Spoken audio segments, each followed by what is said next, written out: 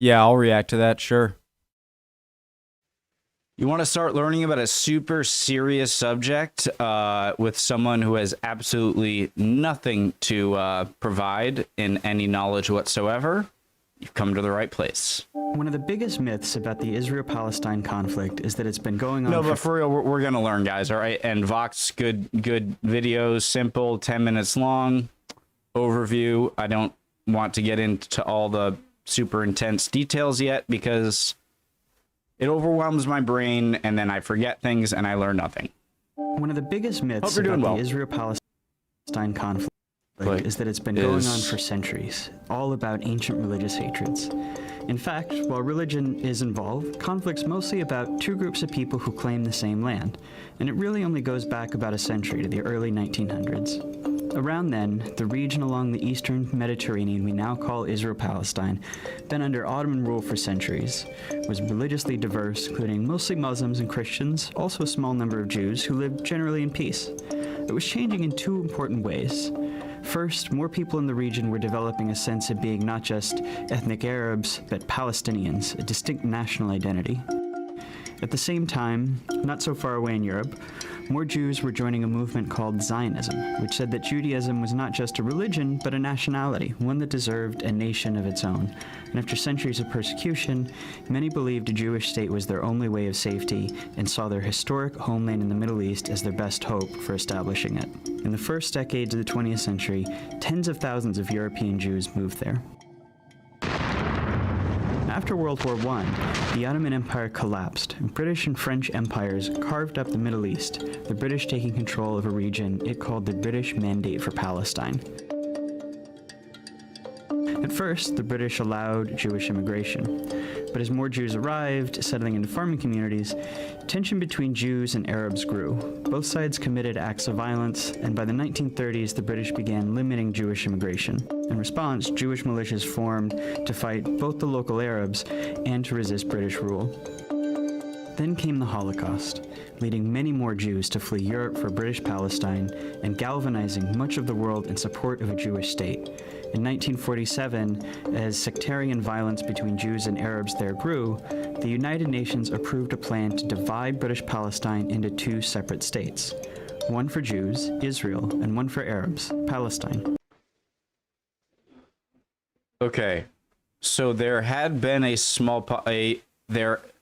under the Ottoman Empire, there had been Jews, Christians, and Arabs living around this area.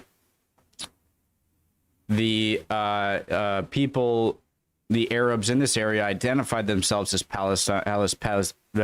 Palestinian, and then World War II and the Holocaust gave, extra push for a Jewish homeland. But the problem I see there is that it seems as if the Arab population here is being punished for something that Germany did. I understand you can't just carve a place out of Germany when, well, could you have? It just seems like when they said, I get the religious significance, but a lot of people have religious significance in this area. You can't use thousands of year old stuff written in religious books that others don't. So it just seems like at this moment, it doesn't seem like the best place to have picked a place to put a Jewish state if it was necessary, which, yeah, so that's one of the big kind of things I'm confused about is, couldn't they have thought a bit longer? I mean, Germany was defeated, right? There was no, like, threat of being put in camps for the Jews anymore. This is in hindsight, but, like, don't you think this might have not been the best area to establish it? I don't know.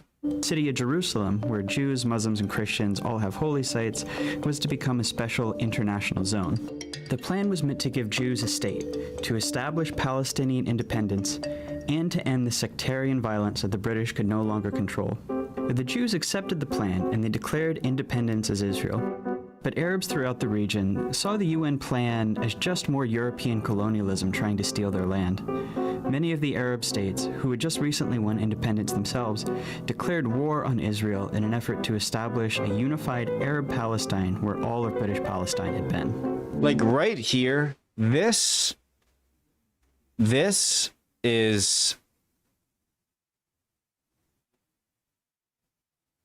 if you're going to be the world, if you're going to play world builder, like like the French and British and later US,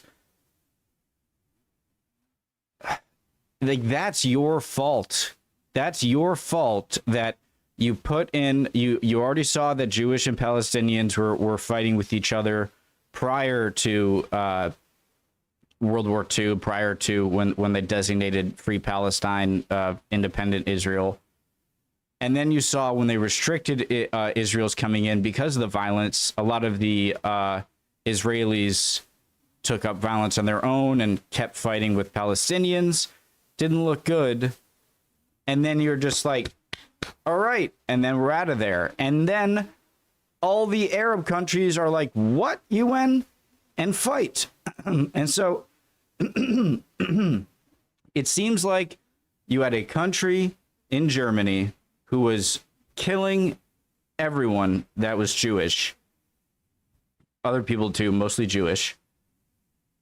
And then, so to solve the issue, you don't take German possessions or European possessions or some Axis power possessions or a place in Canada or USA, or you pick a place that didn't have anything to do with World War II or the Holocaust, where you already have evidence of fighting, and then you leave, and it's like at that point, everything that's happening up until now was set in motion. And so that's what I'm taking away so far. I don't think this is a great spot for I think a Jewish state was necessary. They've been persecuted for thousands of years. Everyone's been wanting to kill them where they go or subjugate them, second-class citizen.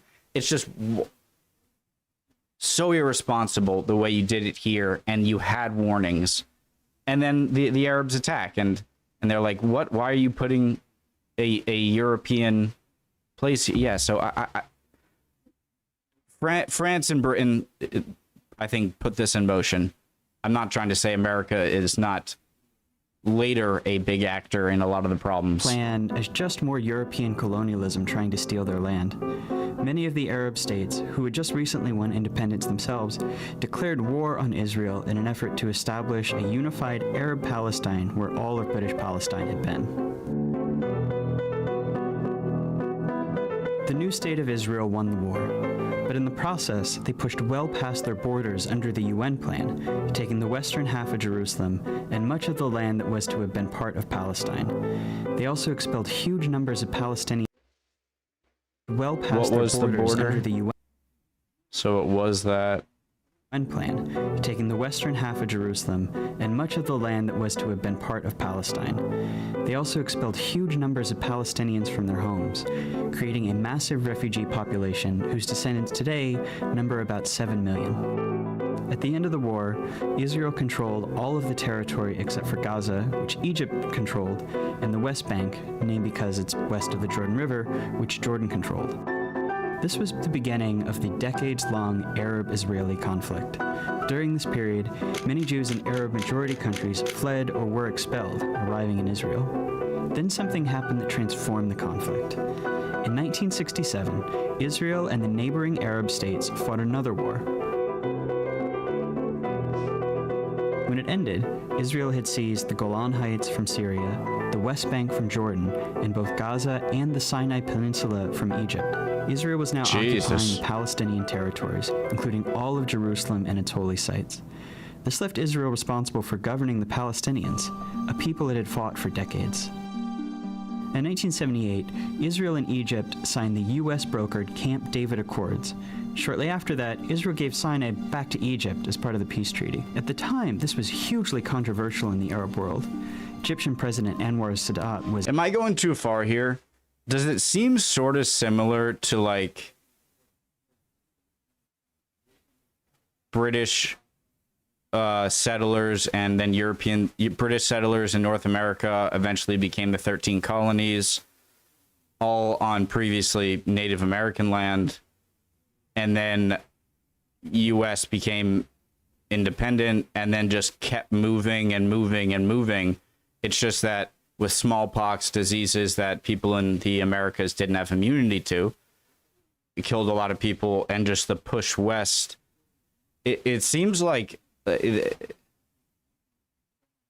this sort of stuff is a modern version of stuff that's happened all the time, except in the past it was just like you killed everyone and you took over the land. Like, look at America and Russia, for instance, too.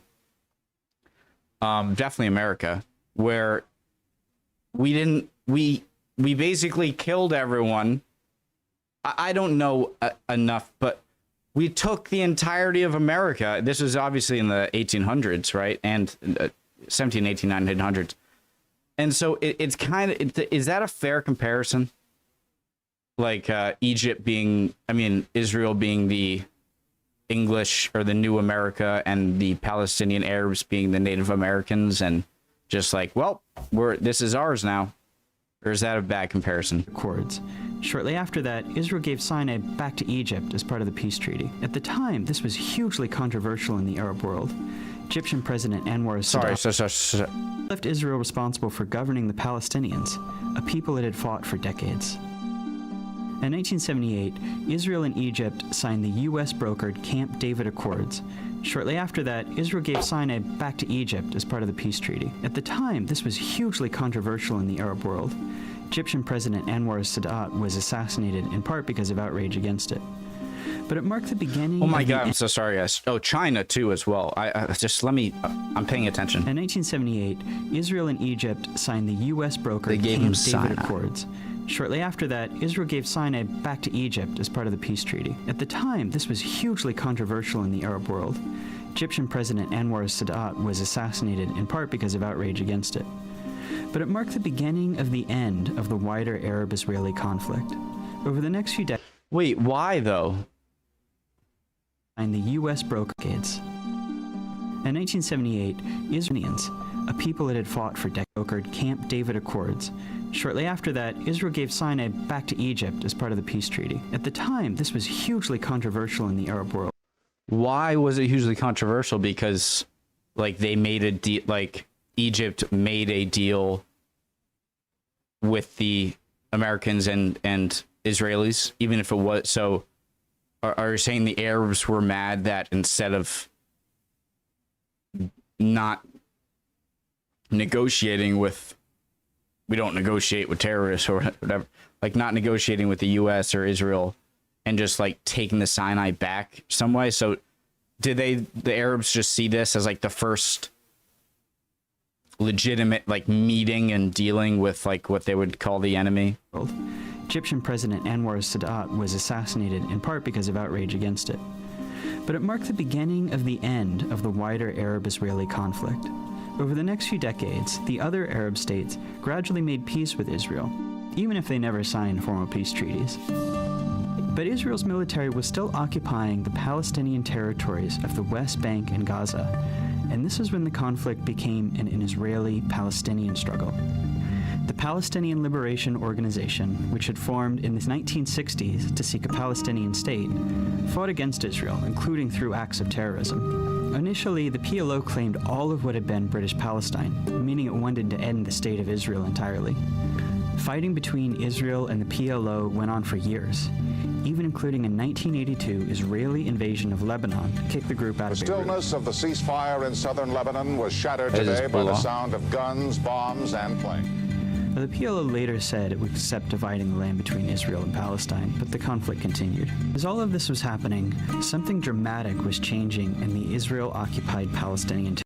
The PLO later said it would accept dividing the land between Israel and Palestine, but the conflict continued. As all of this was happening, something dramatic was changing in the Israel-occupied Palestinian territories. Israelis were moving in. These people are called settlers, and they made their homes in the West Bank and Gaza, whether Palestinians wanted them or not. Classic. Okay, this is what Americans did with the Oregon Territory, or just Manifest Destiny. Like this, that's classic America. They're stealing our move. The Israelis are stealing our move. If you put enough of your own people, that like Americans, into land that you eventually want to have a international legitimate claim as your own, then put your citizens over there, give them free land, get them over there, get as many people, have babies there, have families there, go all the way to the Pacific Ocean, Oregon, California, all the way, settle, have babies.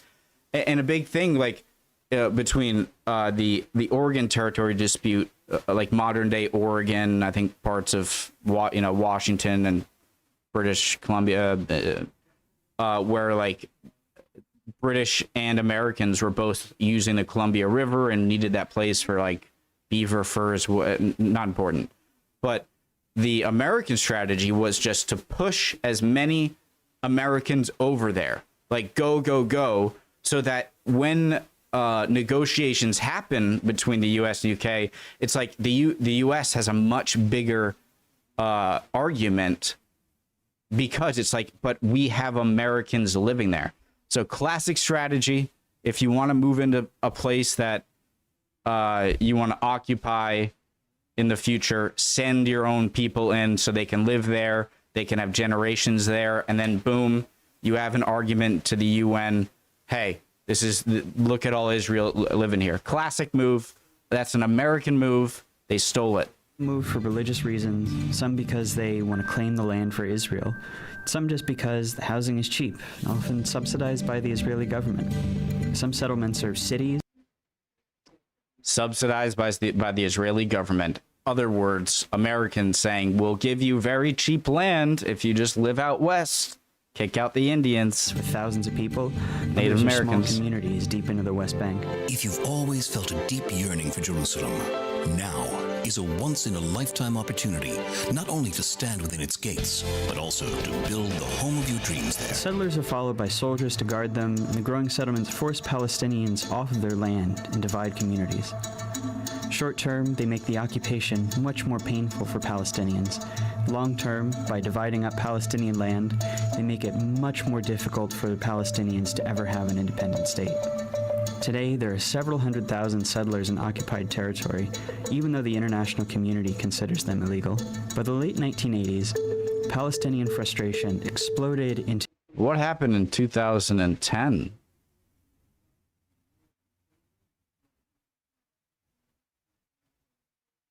It went from like 540 to, so that's like 160,000 people in like 4 years. Them illegal. By the late 1980s, Palestinian frustration exploded into the Intifada, which is the Arabic word for uprising. It began with mostly protests and boycotts, but soon became violent. Israel responded with heavy force. A couple hundred Israelis, over 1,000 Palestinians died in the first Intifada. Around the same time, a group of Palestinians in Gaza, who considered the PLO too secular, too compromise-minded, created Hamas, a violent extremist group dedicated to Israel's destruction. By the early 1990s, it's clear that Israelis and Palestinians have to make peace. The leaders from both sides signed the Oslo Accords. This is meant to be the big first step toward Israel maybe someday withdrawing from the Palestinian territories and allowing an independent Palestine. The giant issue, I think, is that 1993, that's when I was born, is that I believe that Israel, a Jewish state, which when you see earlier in the video of like, there's a Jewish state, and so Jews from everywhere around the Arab world, Christian world are going to Israel, is like proof that, they don't feel safe where they are, they never have. And so I understand the wanting of a state for Jews where they aren't going to be persecuted. But like what was even my point?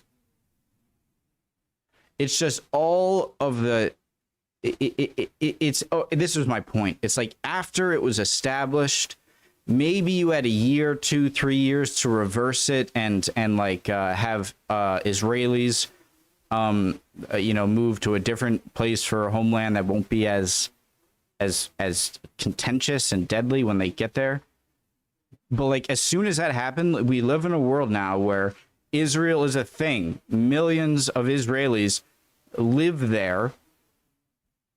And so the two-state solution, I think, this is my opinion. And again, I don't know if anyone believes a two-state solution is possible, I don't know how your brain works. Explain to me how, in what, you can make up the craziest hypothetical. Like, how does a two-state solution work? You're asking, so you want like a half and half, a Palestinian Israeli state, and then everyone's just going to be like, nice. That's never going to happen. And so the hopelessness is, it's either going to be decades and decades of continued Arab Israel, whatever.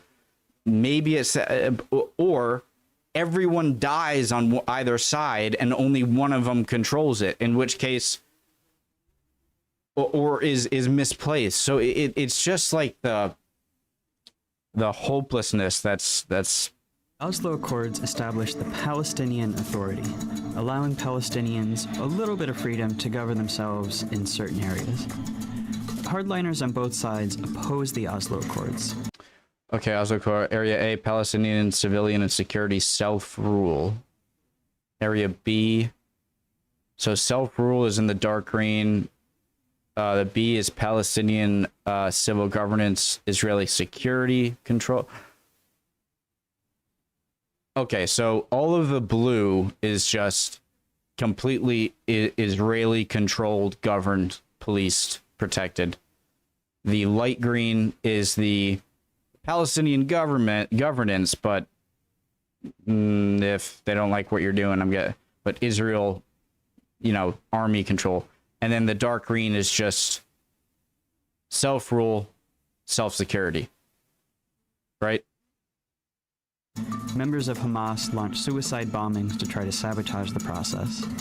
And the Israeli right protests peace talks with ralliers calling Prime Minister Yitzhak Rabin a traitor and a Nazi. Not long after Rabin signs the second round of Oslo Accords, a far-right Israeli shoots him to death in Tel Aviv. This violence showed how extremists on both sides can use violence to derail peace, keep a permanent conflict going as they seek the other side's total destruction. That's a dynamic that's been around ever since. Negotiations meant to hammer out the final details on peace drag on for years, and a big Camp David summit in 2000 comes up empty. Palestinians come to believe peace isn't coming, rise up in a second intifada, this one much more violent than the first. By the time it wound down a few years later, about 1,000 Israelis and 3,200 Palestinians had died. The second intifada really changes the conflict. Israelis become much more skeptical that Palestinians will ever accept peace or that it's even worth trying. Israeli politics shift right, the country builds walls and checkpoints to control Palestinians' movements. They're not really trying to solve the conflict anymore, just manage it. The Palestinians are left feeling like negotiating didn't work, and violence didn't work, and that they're stuck under an ever-growing occupation with no future as a people. That year, Israel withdraws from Gaza. Hamas gains power, but splits from the Palestinian Authority in a short civil war, dividing Gaza from the West Bank. Israel puts Gaza under a suffocating blockade. Hamas gains power, but splits from the Palestinian Authority in a short civil war, dividing Gaza from the West Bank. A short civil war between Gaza and the West Bank Palestinian Authority. Israel puts Gaza under a suffocating blockade, and unemployment rises to 40%. This is the state of the conflict as we know it today. It's relatively new. 40% unemployment, like a large young population, seeing their parents, no jobs, and you have a conflict with a country and yourself that essentially everyone's just given up. That sounds like a perfect garden. Perfect soil, watered nicely, for people to have nothing to hope for other than put their lives down to do it. So I'm trying hard. I'm not I'm not on either side. The side I'm on is Palestine's side for the creation of Israel. It shouldn't have happened there, but now it is. And so I can't be on either side. That I don't know. I don't know. Like I've seen videos of Palestinians on the streets and Israelis on the streets. They're like an ass. They say the most disgusting thing about each other. Like they're cockroaches. And a lot of people are cockroaches. They know that deserve that. Everyone will be wiped off. It's just like, how is this ever gonna solve?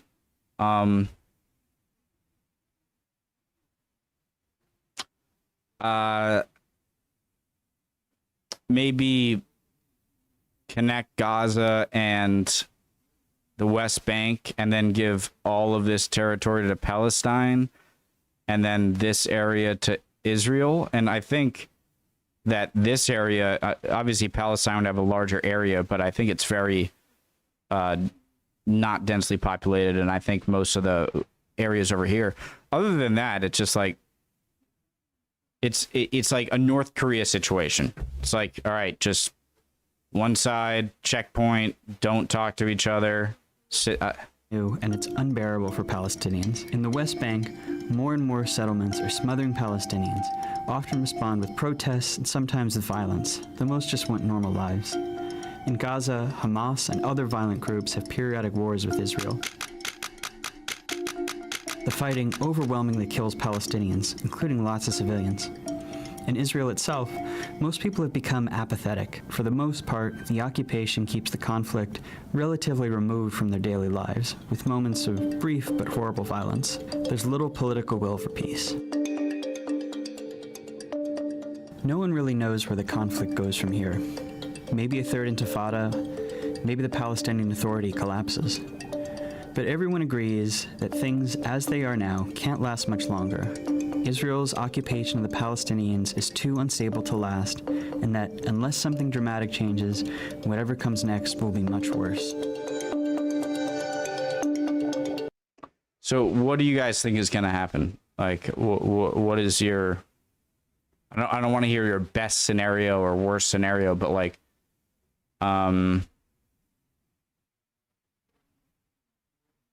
I think we've got a good other 50 to 100 years at least before there's any peace, unless something weird happens. I don't know.